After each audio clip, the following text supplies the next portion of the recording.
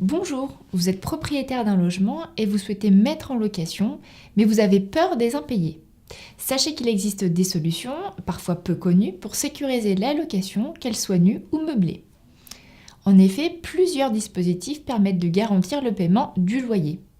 La caution, la garantie des loyers impayés, la garantie visale et le fonds de solidarité logement.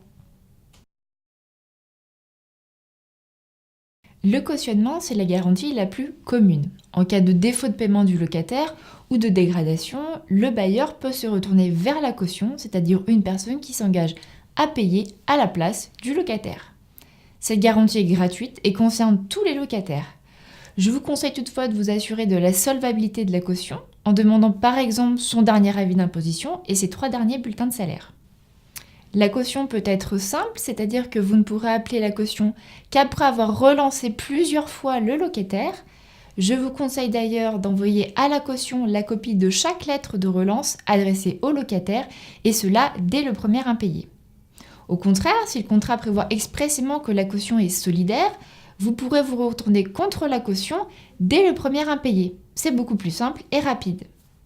Si vous louez en colocation, vérifiez que chaque locataire a une caution. La caution peut d'ailleurs être la même personne pour plusieurs locataires. Le formalisme du cautionnement peut être fastidieux, il faut reproduire une mention manuscrite, et en cas de défaillance de la caution elle-même, il faudra agir en justice. Mais rassurez-vous, il existe de nombreuses alternatives. La garantie des loyers impayés est une assurance privée que le bailleur peut souscrire auprès d'une banque ou d'une compagnie d'assurance. Elle couvre aussi bien les loyers impayés que les dégradations pour lesquelles le dépôt de garantie équivalent à 1 ou 2 mois de loyer est souvent insuffisant.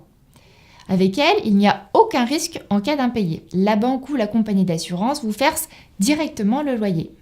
Mais elle n'est pas gratuite. Vous devez payer une cotisation entre 2,5 et 5% du loyer. Mais bonne nouvelle, cette cotisation est déductible de vos revenus locatifs. Et enfin et surtout, il faut avoir un locataire solvable, c'est-à-dire avec des revenus suffisants ou un CDI confirmé. Vérifiez les critères de solvabilité de la banque ou la compagnie d'assurance. Certains imposent que la période d'essai en CDI soit terminée, tandis que d'autres acceptent de garantir les locataires en CDD s'il reste plus de 8 mois de contrat à la signature du bail. Avec la Visale, aucun risque non plus d'impayé ou de dégradation. C'est l'organisme Action Logement qui se porte garant et c'est gratuit. Depuis juin 2018, elle n'est plus limitée dans le temps et couvre toute la durée du bail, dans la limite toutefois de 36 mois d'impayé. Elle peut notamment être utilisée lorsque le locataire a peu ou pas de revenus ou s'il est dans une situation précaire.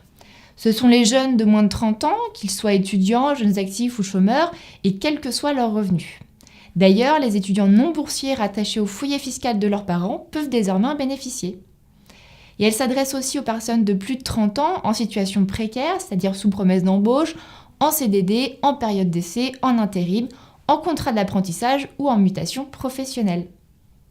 Aucune condition de revenu n'est requise, mais le loyer ne doit pas dépasser 1 500 € en Île-de-France ou 1 300 € dans le reste du territoire, ni être supérieur à 50% des revenus du locataire. En pratique, tout se fait en ligne sur visale.fr. Le locataire doit obtenir un visa et le bailleur doit demander la garantie avant la signature du bail. Enfin, le fonds de solidarité logement, lui, couvre les personnes en difficulté et donc non assurables. Les conditions d'attribution sont différentes selon les départements et le fonds offre des garanties pour le paiement du loyer, des charges locatives, mais peut également aider au financement du dépôt de garantie. Il existe d'ailleurs d'autres dispositifs pour aider au paiement du dépôt de garantie et notamment le prêt Locapass.